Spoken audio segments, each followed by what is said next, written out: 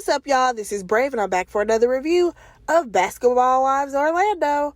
This is Season 1, Episode 3, and the episode is titled Never Have I Ever. Let's jump right into this review. So, we start this episode off with Neek, and she is meeting up with her other influencer buddy, Mulan, and Mulan is basically catching her up on Ashley's event. Honestly, I completely forgot that Neek wasn't even there.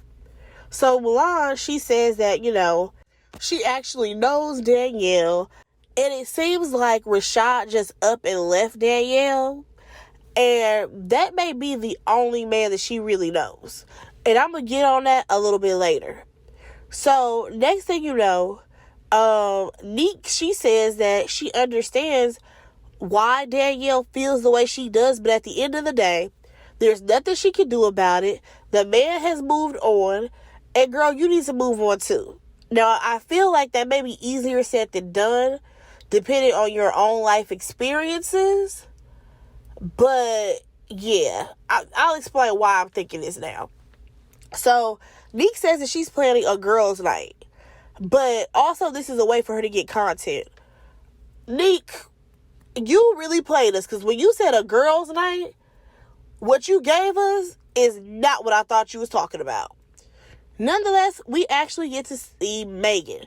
She is with her boyfriend, Dre. He is supposed to be a well-known tattoo artist. And, y'all, I cannot lie. I low-key gave her a side-eye when she was talking about the fact that they're both creatives. I said, no, he's creative. He actually does tattoos. I don't know what you do. Like, what is creative about Megan? Does she, do photography? Is she a writer? What is she creating? Somebody please let me know, because maybe I'm a little confused. Is it her podcast? Because if we want to be honest, some of these podcasts, it's just because people like to talk. I'm not exactly sure if that qualifies you for being a creative. But nonetheless, and I'm not knocking everybody. But I'm just saying, some people, I think their podcasts, they don't put any thought into it. It's just them rambling. Nonetheless, I will say I have some respect for this guy. Because she actually wanted him to pick up everything that he had going on and move to be with her. However, he told her, no, I can't just do that because I have kids. And the way my life is set up, I'm in my kid's life. I'm an active father, so I can't just leave them because I'm dating some woman who decided that she wanted to pick up and leave because she got offered a job on a reality show.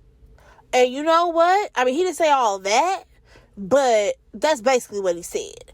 I gotta respect that because I think a lot of these reality girls, especially, they think that these men that they date who are regular men, who have regular jobs, needs to follow them around. And that ain't gonna work. These people are already established wherever you met them.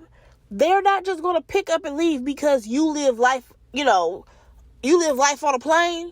Because you just pick up and move and go wherever you want to. And especially considering this man has children. He's not trying to be the daddy that only gets to see his kids in the summer or for Christmas break. And you can only respect that. So he even asked her, how do you feel about my kids? So she's like, yeah, I love your kids. And then she jumps to, I want to have my own kid. I said, hold on, Megan. It's giving red flag. It's giving red flag for me because it's giving you're in a rush to have a baby by him so that way he takes his focus off of his own kids and focus on the baby that he made with you. And that's problematic for me. Because at the end of the day, you should be saying, hey, if we do have a baby, we're going to incorporate this whole family together. You know what I'm saying? But that's not the vibe that Megan is giving me. I just got to be honest. So he ends up questioning her, how far do you think we're going to take this? And I think that he was asking that in terms of him saying, hey, how far is this relationship really going to go? Because if we are planning to move forward and, possibly be engaged and all that type of stuff, at some point, me and you going to have to come together. I don't think he was saying it in the aspect of, we should go ahead and plan a baby together. I don't think that's what he was talking about. Nonetheless, we see Megan give him this pregnancy test. Is she pregnant? Of course not. I'm just like, girl, stop playing. So she says that she's so ready to have these kids, though, but she's not even family oriented. And that's another issue for him, because he is locked in with his family. He loves his mom. His dad has always been there for him, and he's locked in with his kids. Now, he wants her to at least try to have a conversation with her mom, because we learned that they are not close at all, okay? So she says that, she doesn't want to. But I'm like, listen, at least this man is trying to get some positivity in your life. And it's not that you have to be besties with your mama. At least come to a place where y'all can at least be cordial, if it's possible. But y'all, let's go ahead and move on to Mulan. So she actually meets up with Mackenzie, and Mackenzie, she's going off about how, Danielle, she's saying that I am the side chick or whatever. And Mulan, she feels like, listen, Danielle and Rashad were together for 8 years, engaged, then they broke up. 3 months later, now you pop up in a picture. There's absolutely a chance that they may have still been talking on the low, maybe trying to rekindle something, figure some stuff out. Now I kind of understand why Danielle is feeling this way. So Mackenzie, she has like this little smirk on her face the whole time. And she's like, yeah, I don't think he's talking to her. Something about that smirk is giving, even if he was still talking to her, I'ma stick around. That's the vibe it was giving. So Mulan, she questions how Danielle even found out about Mackenzie being with Rashad. And Mackenzie is like, oh, Danielle saw a picture of us on social media and she questioned him about it. However, this is where I was like, Mackenzie, use your brain. She said that he denied it and said, oh, it's not even like that. Like, me and her, we not even like that. Talking about him and Mackenzie. Mackenzie, so you let this man downplay your relationship? That sounds crazy. And then she goes on to justify it by saying, well, Danielle, she makes his life a living hell, so I understand why he did it. Girl, you sound stupid, okay? Because if he already left her, it should not matter how, Danielle feels if he's in a new relationship. Nonetheless, Mulan is like, listen, I don't understand how you sitting up here believing everything that he's saying. If he told a lie about that, he can lie about something else. Baby, Mackenzie's about to stick with him, okay? She's about to stick beside this man at all costs. Because at the end of the day, even though Rashad is the one who is creating all this confusion, because now you have both women feeling some type of way. Well, Mackenzie, she ain't really feeling some type of way because she got the man. But you have your ex feeling some type of way. But I absolutely believe Rashad was bouncing back and forth between those ladies. Even though Mackenzie don't want to believe it. I think that Mackenzie wants to hold on to him because he is another man who is in the NBA. I really think that, because at the end of the day, she already lost her one baller who she had a baby with, or 2 babies with. She already lost her ball player. So now this is her chance to get somebody else who's in the same field. I think a lot of these women, they don't want to let go of a lifestyle. Straight up. But y'all, that was that scene. Let's go ahead and move on to Ashley. Actually, y'all, I will say this. Ashley's scenes this episode, I appreciate it. Because at least we got some more insight into who she is in her personal life. And not the drama of the ladies altogether. So, we actually learned that she met her man at Jimmy Butler's party. Keep in mind, ain't Jimmy Butler another NBA player? So this girl has been around the players this whole time. So she says that she lost both of her parents. She had some issues with a previous pregnancy. And both of her kids were born via surrogate. Now we learned that her oldest son is autistic. He's already been diagnosed. However, she's seeing signs in her second son that is showing that he may also be autistic. Then out of nowhere, her husband comes into the picture or whatever, and we learned that he's autistic. He never was diagnosed until he was like grown. And I was like, wow, that is so interesting. Because honestly, you guys, I feel like people weren't really mentioning autism, how like widely spread it is right now. Probably the 2000s, maybe sometime in like the early 2000s. I feel like that is when I started hearing more people mention autism. Because I remember Holly Robinson Pete, she has a child that's autistic. You know, Toni Braxton. And those women, they were like advocates for people to get their kids tested, you know, see what's going on. Because there were programs starting to be created for kids who were autistic. So I definitely feel like there are so many people who were never diagnosed.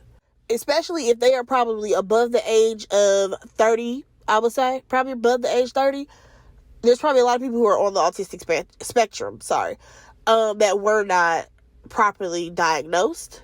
So I can absolutely understand how her husband was one of those kids who had symptoms, and everybody probably just thought that he was just being, you know, a little slow, because that's the term people use. Oh, he's just a little slow. He's delayed. And these people probably did not know what autism was, if I'm being honest. But nonetheless, I will say I did like seeing that scene because it does open up more awareness for autism. But let's go ahead and move on. We have Neek. She is blogging and vlogging, and she's basically doing a try-on haul. That is all I got from that scene. Next, we actually see Megan and Danielle. They're getting ready for Neek's girls' night out, and Danielle, she thinks that the room will be divided because she has nothing for Mackenzie. Now, Megan, she feels like Mackenzie is dumb. You know, she's not dumb. She's just lonely. I don't think this girl is lonely. Again, I think that she's used to the baller lifestyle. So if I can pull another baller, why wouldn't I? If I can pull another NBA player, I'm going to do it. I'm already in the lifestyle. I'm already friends with other women who are dating players. Somebody gonna put me on at some point. Nonetheless, let's get to Neek's event. Why are we at a bar? And why is it daytime? Ma'am, you set this up like as if this was about to be like a real cute girls' night, and it was not giving that. I'm sorry. Nikki is the first person to arrive, and she come waddling in with that big body through the door. Then Mulan, she come in, she dragging that ass of hers on the floor behind her. I'm like, these bodies gotta stop. Please. So, Morgan arrives, and honestly, for me, Morgan looked the best.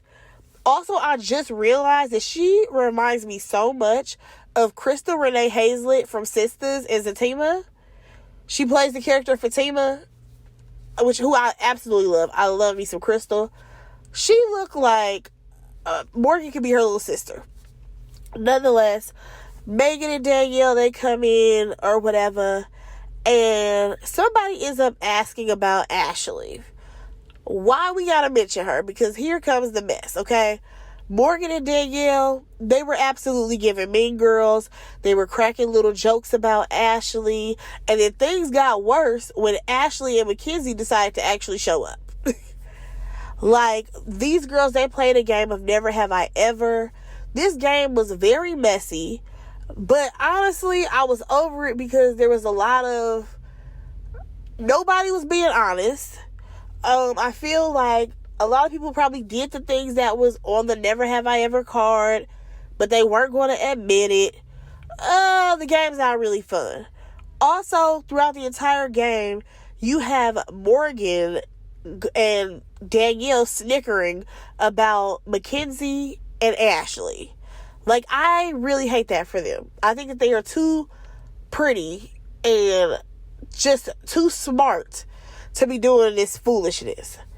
So, here's the thing. At one point, there was a question about, like, fake friends or something like that.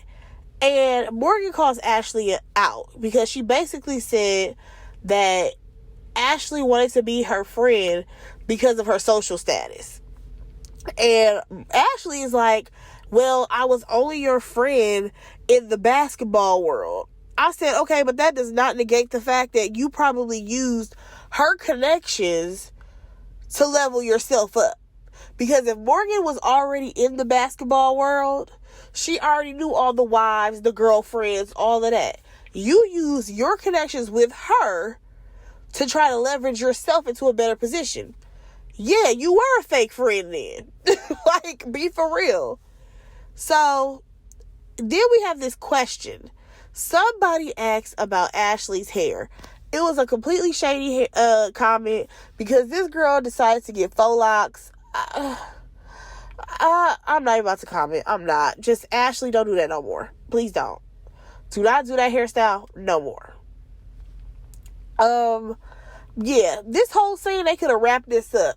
I wasn't feeling it. I'm over reality shows deciding, oh yeah, well, all the girls don't get along, but we're going to bring them all together. Stop doing that. We don't need them all together. They don't like each other, and that's okay. So, next thing you know, we see Megan, she meets up with her brother. His name is Brian. They have not spoken in 3 years because, according to Megan, their careers went in different directions. I'm going to need for her to elaborate because we found out that he's a free agent for the NFL. I'm like, what directions were they going? Please let me know, Megan. Like, I need to know why you have not actually talked to your brother in 3 years, because it cannot be for that reason. So we learned that he has a good relationship with her mom. He was actually raised by her mom. Unlike her, Megan was actually raised by her grandmother. So they basically catch up. You know, he tells her that she should come around more. However, she don't want to come around because at the end of the day, she feels like her mom is narcissistic and she does not take accountability. Yeah, hopefully they can get some type of cordial situation set up, because that's a lot. But y'all, let's go ahead and move on to Mulan. She is meeting up with Neek and Nikki at a nail salon. So Neek, she's like, you know, I didn't have fun at my event because some of the girls were being catty. And Neek, she doesn't want Ashley to feel like she's being bullied. So come to find out, y'all, why was it Megan who asked the question about the hair? And I'm like, wait a second. Why would Megan even ask that question? Like, what's her issue with Ashley? But then I had to go back and think. Megan don't like Ashley the same way she don't like Mackenzie. She don't like Mackenzie because Mackenzie found out that she was talking to Eric on the low from Ashley. Because this is how I think this went. I'm pretty sure when Ashley got the opportunity to do the show, Basketball Wives Orlando, she probably was talking to Eric at one point. Was like, yeah, I'm about to do this show or whatever. Or he probably got wind that his ex was going to be on the show. You know what I'm saying? Oh, who else going to be on there? Megan James. She's going to be on the show. Oh, you know how Loki used to talk to her back in the day? And that's how she probably found out. Carried that information to Mackenzie. And then Mackenzie spread it like wildfire. So I get it. That's probably why you don't like Ashley. Nonetheless, here's my thing. Megan, you really don't need to add no more fuel to that fire. That thing is already up in flames. We don't need no more. Mind the business that pays you. Nonetheless, these girls feel like they are neutral. That is Mulan, Nikki Nicole, and Neek. They feel like they're in the middle. They're neutral. And at the end of the day, they want the girls to all be able to get along. I need for y'all to be realistic and be for real. There's not going to be a time when everybody gets along. I just don't see it. So we next got a quick scene of Ashley taking her second son to get tested for autism. That was actually a pretty good scene to see because you could kind of see a little bit of the testing and what actually, you know, goes into that. But let's go ahead and move on. So we actually have Mulan and Danielle. They're meeting up at the gym. And Danielle, she talks about how she's planning on refocusing on herself now. She wants to get back into shape. She wants to get back into basketball. And she goes on to let us know that she played overseas for a year. And then the next year, she had a baby. So when it comes to Danielle and Mackenzie, though, she says that, seeing her, Mackenzie, it's hurtful. And, this breakup is still fresh for her. Now, Mulan is planning this whole Last Supper thing. And she feels like all the ladies should be able to talk their feelings out and get on one accord at some point. Girl, that ain't gonna happen. But I like that you're dreaming. So, now we have this scene with Morgan and Nikki. And they are getting their makeup done. So they start talking about how Nikki, she met up with, what's her name? Mulan and Neek. And how they feel like Morgan and Danielle were bullies. They're mean girls. Now, I can't lie. I gave Nikki Nicole a side eye because I'm like, wait a second. Why are you throwing Mulan and Neek under the bus right now? You didn't have to come back and tell her this. And then, according to Morgan, she's like, Ashley, she's doing stuff behind the scenes and it's affecting my children. Well, girl, we don't see it. So I'm going to need for you to tell us what she's doing or something. Drop it on social media or something. Because we have no idea what's going on. But it is giving that you're a mean girl. So Nikki, she goes on to tell Morgan how Mulan is planning to have all the girls meet up. And she even wants anybody who has an enemy to sit across from each other. And now Morgan, she's feeling like Mulan is playing both sides of the fence. First of all, Nikki, this was not your place to give Morgan play-by-play of all of Mulan's plans. That's first. Secondly, what I was going to touch on earlier, and I kind of forgot about it. One thing that I noticed about Danielle as well as Morgan, I feel like the reason why they are in this, I don't want to even call them bitter. They are in this place because I really think that they thought that the man that they was with was about to be their end-all, be-all, okay? As far as Eric goes, if I'm not mistaken, him and Morgan were together for years. And I mean high school or something like that. Same thing with Danielle. I think that she got with this man when she was in high school or whatever. So these girls, they do kind of have these young minds because they've never had to go through multiple relationships. They haven't had to go through heartbreaks. They haven't had to go through all these things because these men that they were with, they met them in high school. I'm sorry, your little relationship that people still be trying to count that they was in ninth grade and 10th grade, that shit don't count. You can delete that. What I'm saying is your first real relationship being maybe in college or something where you are experiencing more ups and downs and real things going on. They have gone through college with these men. They have had children with these men. And I feel like they have invested all of them into whatever these men's dreams were. The fact that Danielle can sit up here and say, yeah, I used to have my own hoop dreams. I'm well educated. I had so much stuff going for myself. I decided to go ahead and follow this man and his career. Because let's not front, a lot of women do it. A lot of women put themselves on the back burner to support their husbands, support their fiancés. Oh, I've been with him for 5-6 years. I got to support him. We do that as women. And half the time, yes, it does backfire. But you don't think that it's going to because you think that y'all in love, y'all good. And I just honestly feel bad for Morgan as well as Danielle. Because I feel like they put all their eggs in a relationship. And once these men got some money, once they actually got into the NBA, they have options now. They have choices now. And they're not choosing the girl that they met in 10th, 11th grade and they decided to stick it out with them through college and after that. They're not choosing him no more. They want to go get a taste of the world, which sucks. Because who's spending the majority of the time with them kids? Those women. Okay? The kids are a beautiful thing. However, that's another thing that will slow somebody down from reaching their potential. And I feel like, unfortunately, for both of them, that is what has happened. They put all their eggs in this basket that they were going to be with these men. And like I said, this is their first real relationships. You know what I'm saying? And it's a lot to handle.